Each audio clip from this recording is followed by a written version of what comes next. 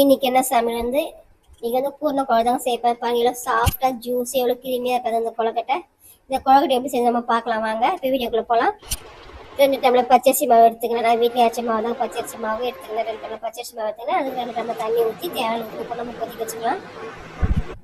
தண்ணி கொச்சி வந்து நம்ம எடுத்து வச்சுக்கலாம். மாவு போட்டு நம்ம கழுவி எடுத்துக்கலாம். நல்லா கட்டி இல்லாமல் கழுவி எடுத்துக்கலாம்.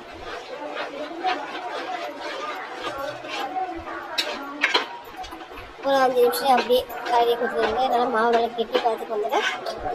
இப்போ இது அப்படியே 10 நிமிஷம் ஆறாவது நம்ம ஆற வச்சுக்கலாம். சூடாக்கி பிசைய முடியாது. நம்ம ஆறினோடனே நல்லா சப்பாத்தி மாவு பிசைஞ்சாலும் நம்ம பிசைஞ்சு எடுத்துக்கலாம்.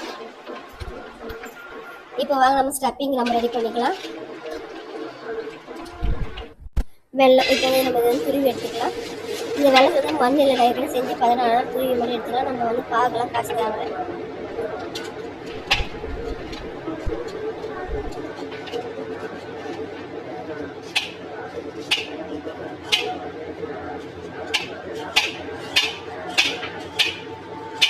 $50 கிராம் வேர்க்கடலை எடுத்து நம்ம எடுத்துக்கலாம்.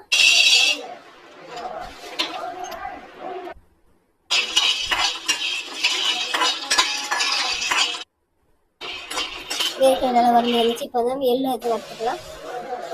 எள்ளு 25 கிராம் எள்ளு. இது நல்லா வெடிக்கிற அளவுக்கு நம்ம வறுத்து எடுத்துக்கலாம். எள்ளு வறுந்து வந்துச்சு. இப்போ 2 இது போட்டு மிக்சியில் இப்போ நம்ம தூள் பண்ணி எடுத்துக்கலாம். திரும்ப வெள்ளத்தையும் இப்போ போட்டுக்கலாம் பாத்திரத்தில். இப்போ அரைச்சிட்டு பார்த்தீங்கன்னா எள்ளும் வேர்க்கடலை அதையும் போட்டு நம்ம இதில் கலந்து கொடுக்கலாம். தேங்காய் மிக்சி ஜாரில் துருவி வச்சுக்கலாம். 1/2 மணி தேங்காய் இதெல்லாம் ஒன்றா போட்டு மிக்ஸ் பண்ணி எடுத்தாச்சு. தண்ணியெல்லாம் ஊற்றலாம். அந்த வெள்ளத்துக்கு தண்ணியே போதும். இப்போ மாவு நல்லா ஆடி வந்துடுச்சு. இப்போ வந்து நம்ம உருண்டை பிடிச்சி ஆவியில் வேக வச்சுக்கலாம். நம்ம காய வச்சு பார்த்தீங்கன்னா பூரை நல்லா உருண்டை பிடிச்சி எடுத்து வச்சுக்கலாம். நம்ம கொழுக்கட்டை வந்து எந்த ஷேப் வேணுமோ அந்த ஷேப் நம்ம பிடிச்சி எடுத்துக்கலாம்.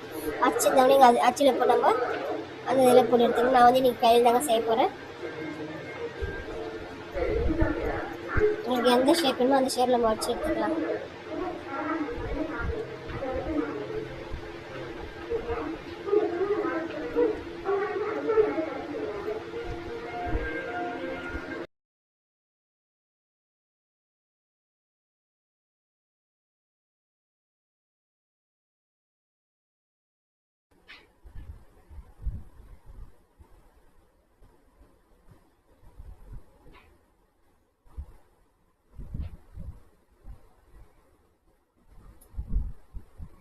இட்லி பாத்திரம் நம்ம தண்ணி சொல்ல வச்சுக்கலாம். இப்போ இட்லி பாத்திரம் வேக வச்சு எடுத்து வைக்க போகிறேன்.